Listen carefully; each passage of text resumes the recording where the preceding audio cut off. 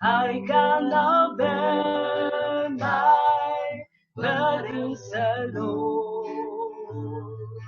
I must tell Jesus, I must tell Jesus.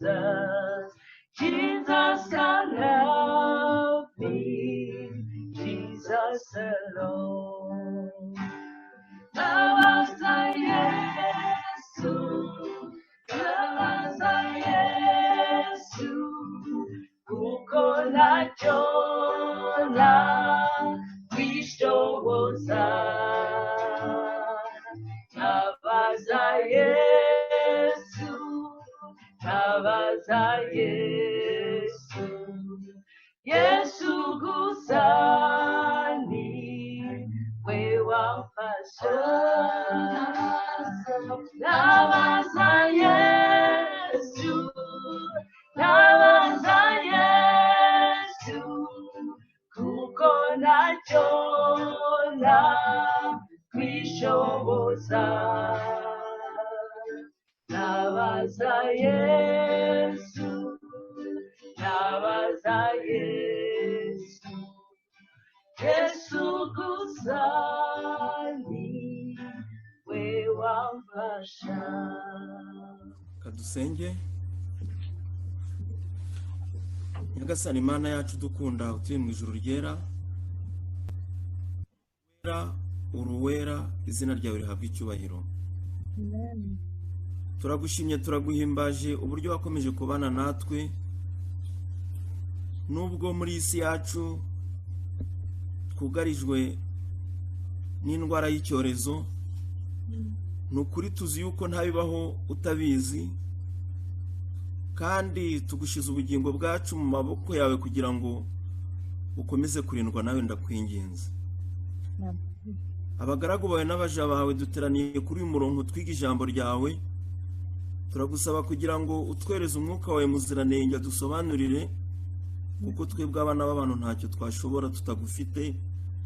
Turagusaba kugira ngo uhindure imibereho yacu tube ibikoresho byawe bizima, ubwo ugiye kugaruka bidatinze ugasanga twiteguye, uzatwicirira iwawe budapfa. Amen. Tukweretse umugaragu wawe mwene data Anselme, ugiye kubumbura ibyanditswe byawe byera akakuvugira. Turamukweretse kugira ngo umukozi ikara ku munwa avuge ashirewe nawe, maze ijambo agiye kuduhuguza nirihindura imitima ya benshi, ugasanga twiteguye tuzagusanganire Mana yacu. Amen. Uyu mwanya rero tugiye kumara ahangaha kuri uyu murongo, turawukweretse kugira ngo ugenane na ubane na buri wese, ikiruta byose udusukire ku mwuka wawe wera, kandi uturinde gucyura ubusa kubwa Yesu umwami wacu. Amen. Saül n'obéissait pas à Dieu. Alors Dieu dit au prophète Samuel, « Va chez Isaïe. Un de ses fils sera le nouveau roi. » Samuel se rendit à Bethléem, chez Isaïe, qui lui présenta 7 de ses fils. Ils étaient beaux et forts. Dieu dit, « Je n'ai choisi aucun d'eux. Je ne regarde pas à l'apparence, mais à ce qu'il y a dans le cœur. » Alors, Isaïe envoya chercher son plus jeune fils, David, qui était dans les champs en train de garder les moutons. Samuel le regarda, et Dieu dit, « C'est lui. » Et David fut oint comme nouveau roi. Israël était en guerre avec les Philistins. Un géant, nommé Goliath, lança un défi aux Israélites. « Choisissez votre meilleur guerrier, et qu'il se batte avec moi. » Les soldats étaient terrorisés. David était venu apporter de la nourriture à ses frères, qui étaient soldats. Il entendit les paroles de Goliath. « Comment ose-t-il défier l'armée de Dieu ?» demanda-t-il. « Moi, je me battrai. » Le roi Saül proposa à David son armure, mais elle était trop lourde. « Dieu m'a délivré des bêtes sauvages. Il m'aidera aussi contre Goliath. » Et David prit son bâton, sa fronde et 5 pierres. « Suis-je un chien pour que tu viennes me combattre avec un bâton ?» rugit Goliath. David répondit, « Toi, tu as une lance. Mais moi, j'ai le Dieu d'Israël à mes côtés. » David prit une pierre et la lança avec sa fronde. Elle frappa Goliath en plein front et le géant s'écroula. les Israélites battirent les Philistins. Est-ce que vous avez aimé l'histoire de David et Goliath? Oui. Oui, alors, moi, ce que je vais parler avec vous maintenant, c'est la morale de l'histoire. Moi, ce que j'ai appris avec cette histoire-là, la morale que j'ai appris, c'est que il n'y a rien qui soit impossible à Dieu. Au plus grand que le problème peut paraître, peu importe les obstacles qu'on peut traverser, il n'y a rien qui est impossible pour notre Dieu. Quand Dieu décide qu'il veut faire des grandes choses dans notre vie, qu'il veut nous élever les enfants de ses enfants, il n'y a absolument rien qu'il ne puisse pas faire. Tout ce qu'il nous demande, c'est d'avoir la totalité de confiance en lui, avoir la foi en lui, croire fermement en lui et déterminer et avoir la volonté pour réussir ce qu'on veut faire.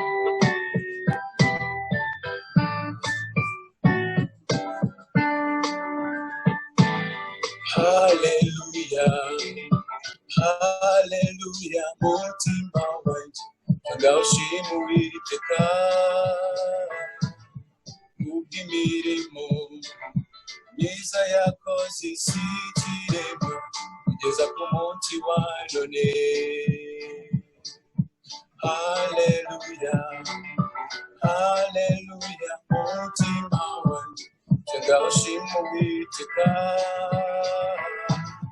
kubw'imirimo myiza yakoze isi ikirema kugeza ku munsi wa none.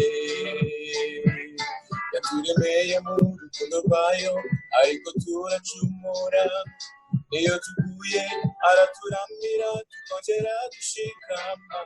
Sibyo gusa kandi yatanze umwana we aza kudupfira, maze twe duhamba kubaho. Hallelujah, hallelujah, mutima wanje ngawushima Uwiteka kubw'imirimo myiza yakoze isi ikirema kugeza ku munsi wa none. Merci cyane Michel, merci beaucoup Michel. Et je remercie aussi tous ceux qui ont servi Dieu dans ce programme depuis le début. Nshimire n'abandi bose bagize imirimo bakora muri gahunda zose zabanje. Banje rero kubasuhuza bene data n'abashiki banje isabato nziza. Nanone nongeye kunezezwa n'uyu mwanya wo kuganira namwe ku ijambo ry'Imana. Umutwe w'amagambo nise itangazo ritunguranye.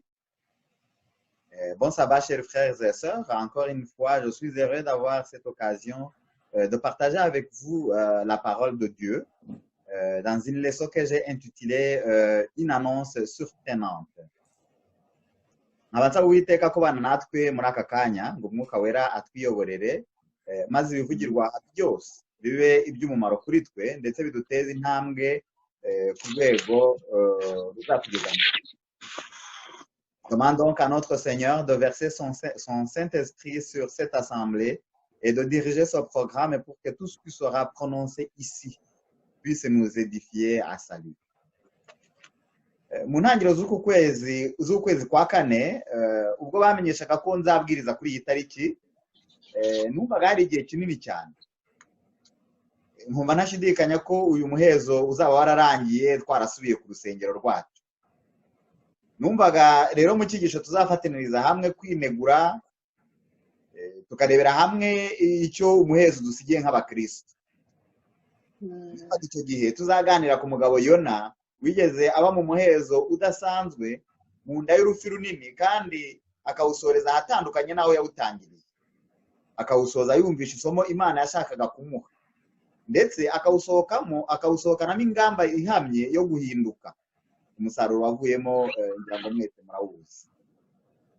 Au début du mois d'avril, lorsqu'on m'a dit que j'allais prêcher aujourd'hui, je trouvais qu'il y avait énormément de temps avant que cette date arrive.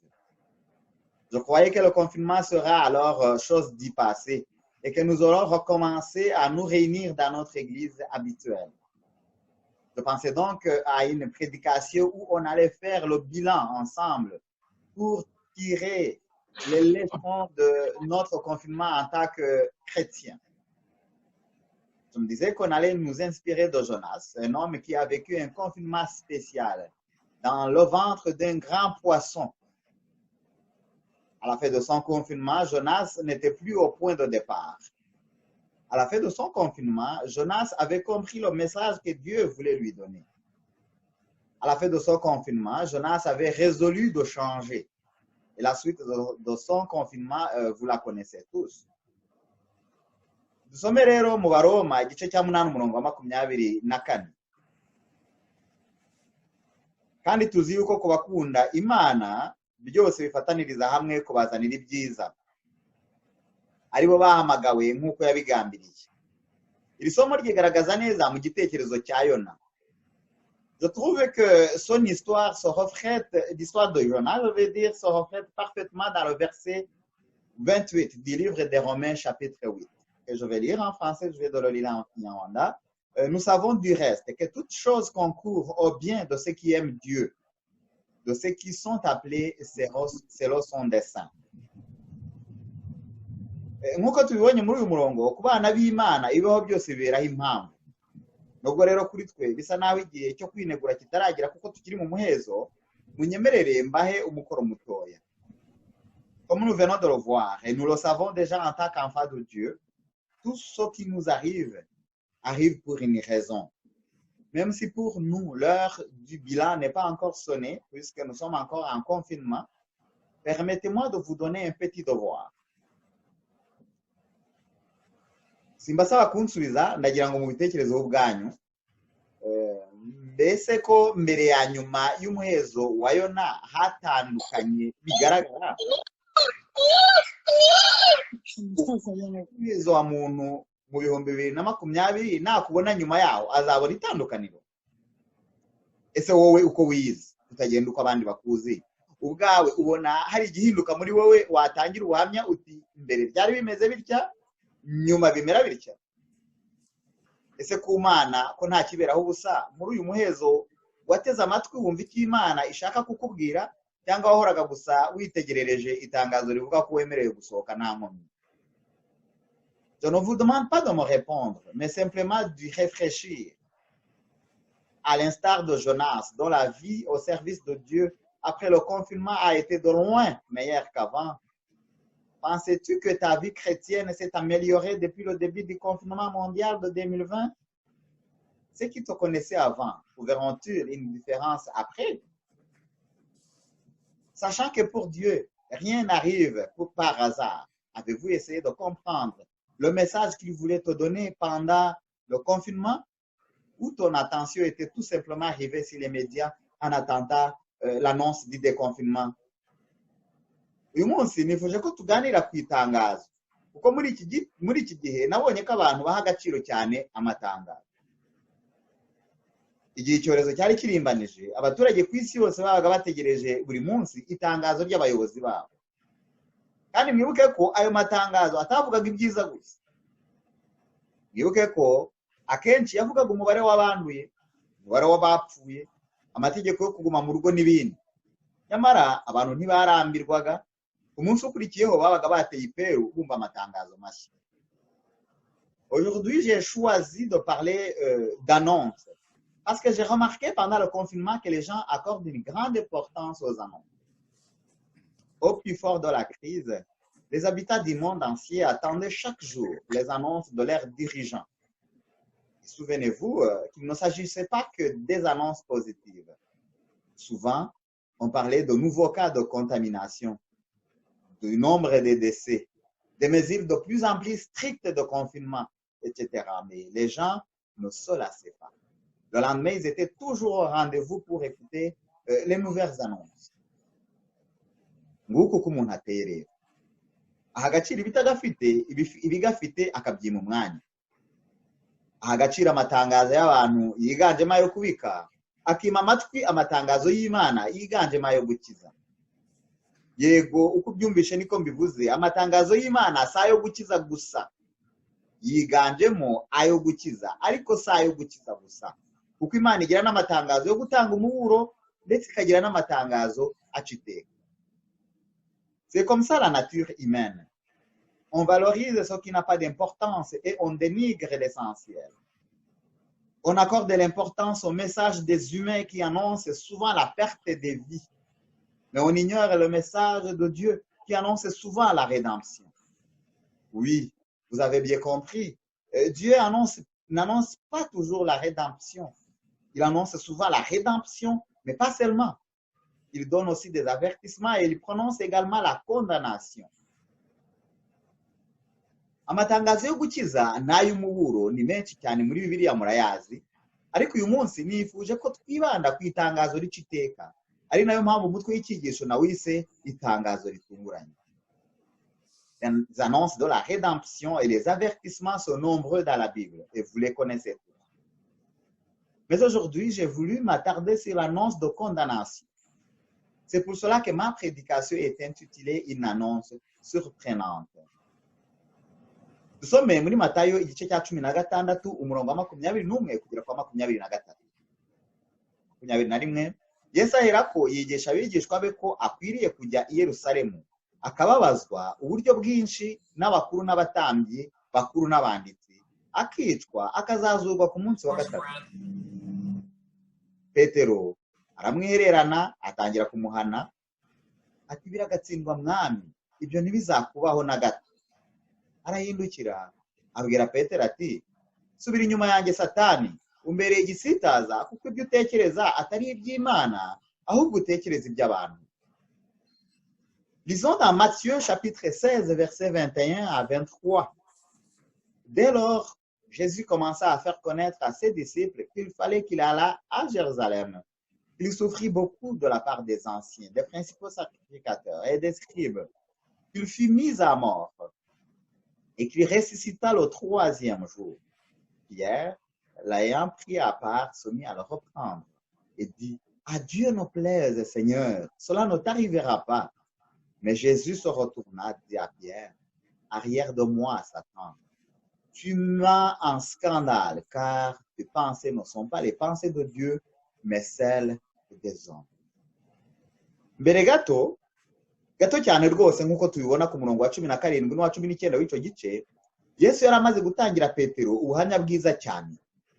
Reka yenda tubwibukiranye, ku murongo wa 17 ngo Yesu aramusubiza ati, urahirwa Simoni wa Yona, kuko umubiri n'amaraso atari byo biguhishuriye ibyo, ahubwo ni Data wo mu ijuru. Nanjye ndakubwira nti uri Petero, kandi nzubaka itorero ryanjye kuri urwo rutare, kandi amarembo y'ikuzimu ntazarishobora. Nzaguha imfunguzo z'ubwami bwo mu ijuru, kandi icyo uzahambira mu isi kizaba gihambiriwe mu ijuru, n'icyo uzahambura ku isi kizaba gihambuwe mu ijuru.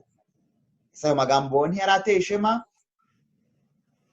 Tout juste avant cela, Jésus venait de rendre un vibrant témoignage en faveur de Pierre, comme nous le voyons au verset 17 et 19 de ce même chapitre que nous allons rappeler un peu.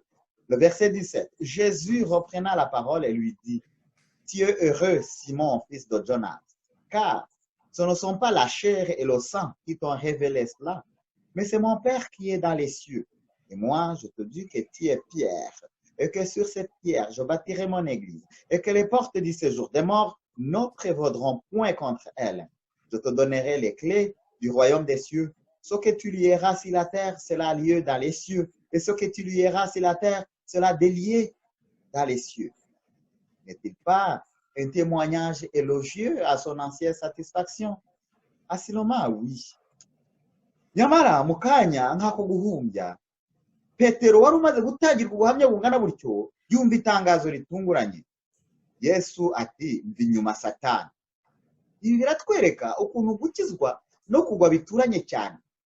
Ntabwo ubuhamya Yesu yari atangiye Petero bwari bushingiye ku bigaragara, ngo yenda tuvuge ko Petero yishushanyaga, kuko Yesu areba mu mitima.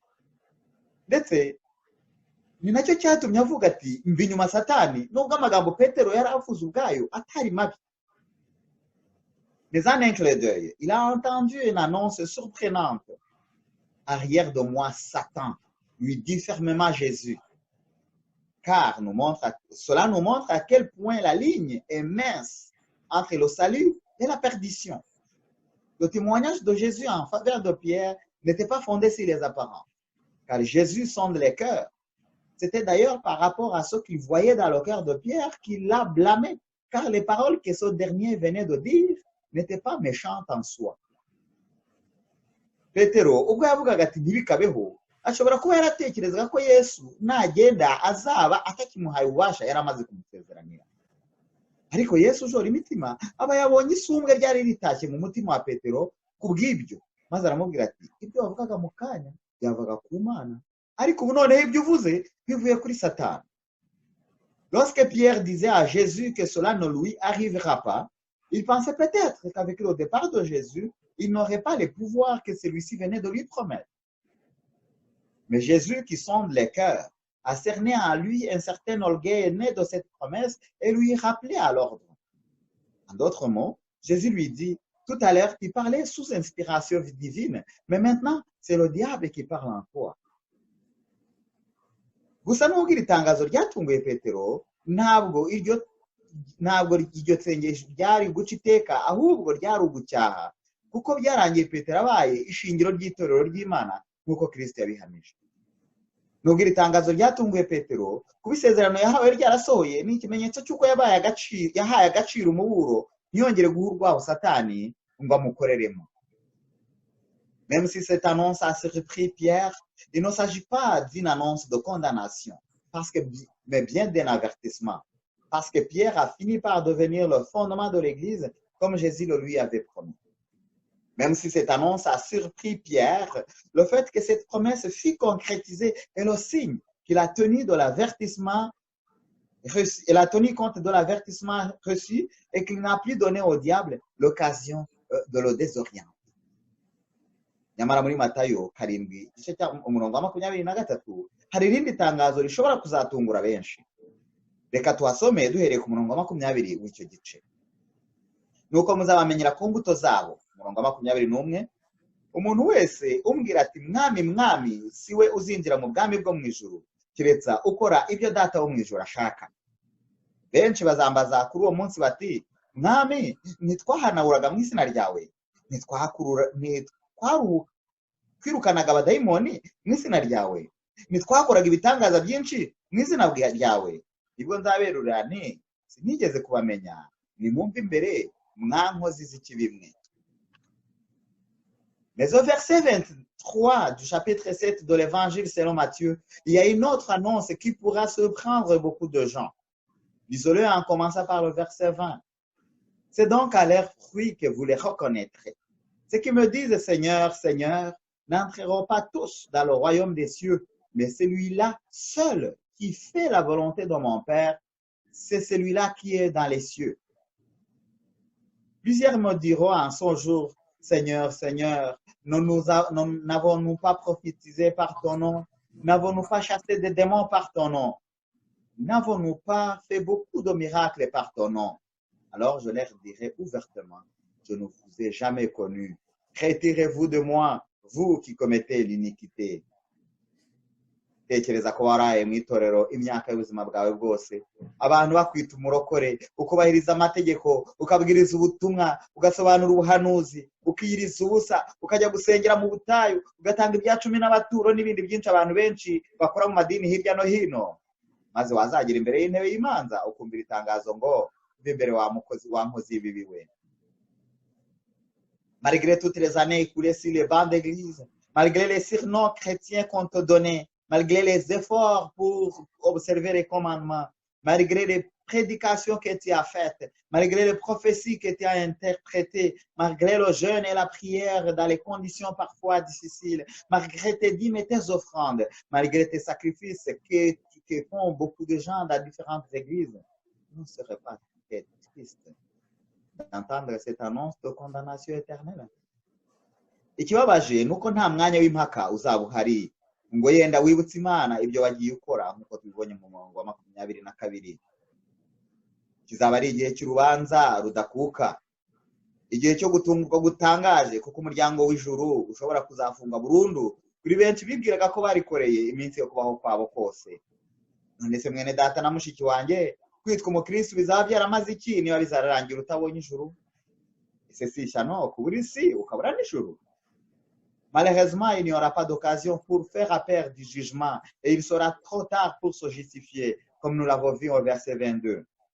Ce sera le moment de rendre un verdict final et définitif.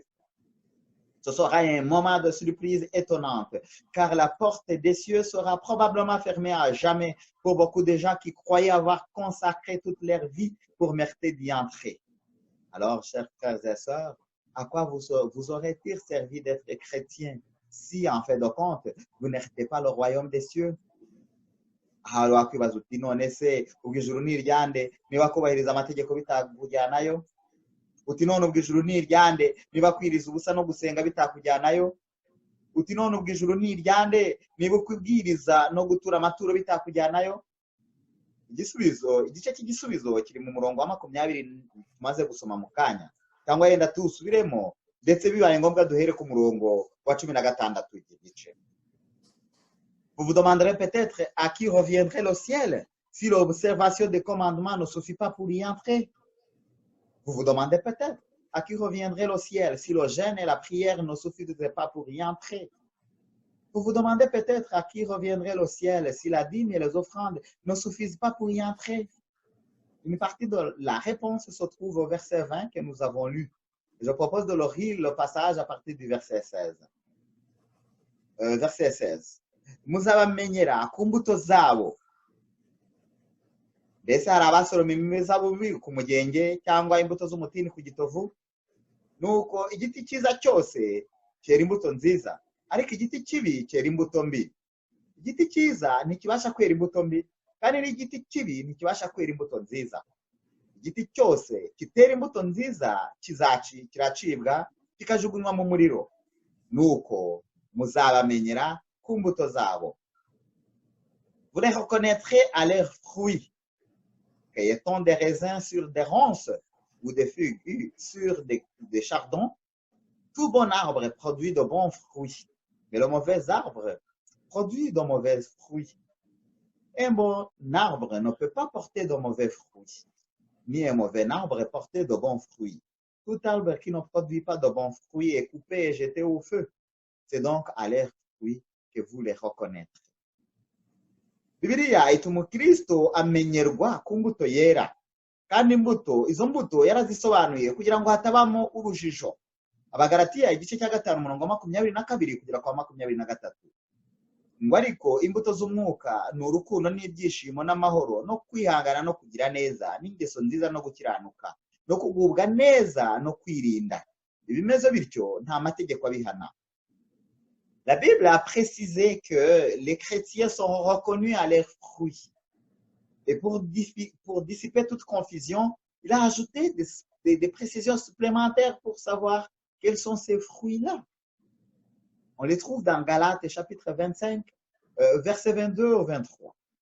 Mais le fruit de l'esprit, c'est l'amour, la joie, la paix, la patience, la bonté, la bénignité, la fidélité, la douceur, la tempérance. La roi n'est pas contre ces choses. Kujya gusenga utagira urukundo ni nko kwiruka inyuma y'umuyaga, uko tubibona muri aya magambo. Gutura amaturo mu mutima udatuje kandi ubuza abandi amahoro ni nko kwiruka inyuma y'umuyaga. Kwiriza ubusa kandi ukigomera mu ishyari n'uburyarya mu biganiro bibi, mu kwirema ibice, kubeshya no guhemukira indonke, no ukwihisha gusa mu ishusho ya Kristo, ukibeshya ko uri mu nzira igana mu ijuru kandi warayiyobye kera. Avoir du zèle dans la prière sans l'amour de ton prochain, c'est comme de la fumée. Donner la dîme et les offrandes alors que vous nourrissez la haine et les querelles, c'est comme de la fumée. Observer le sabbat et pratiquer le jeûne sans renoncer aux jalousies, à l'hypocrisie, à la débauche, aux divisions, aux mensonges et aux trahisons de toutes sortes pour la part du gain, ce n'est qu'une piété d'apparence qui te donne l'impression d'aller au ciel alors que vous vous êtes éloigné du droit chemin depuis très longtemps.